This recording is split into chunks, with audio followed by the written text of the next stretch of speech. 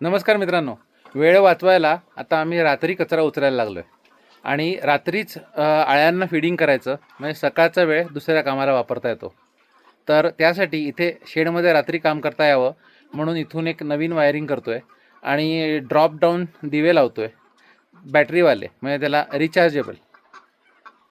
हे बघा, आम्ही वायरला काय केलं आहे, हे 2 कोर जी वायर आहे ह्या दोन्ही बाजूने सोलून घेतलेलं आहे आणि ह्या बाजूने ह्याला थोडंसं असं इथून कट करून एक पार्टमध्ये काढून घेतलं. आता हे आम्ही तिथे वर कनेक्ट करणार आहे. त्याच्या बाजूला एका बाजूला आम्ही बटन लावतो आहे, हे बाहेर ऑन ऑफ बटन, आणि एका बाजूला आपण होल्डर लावतो आहे. आणि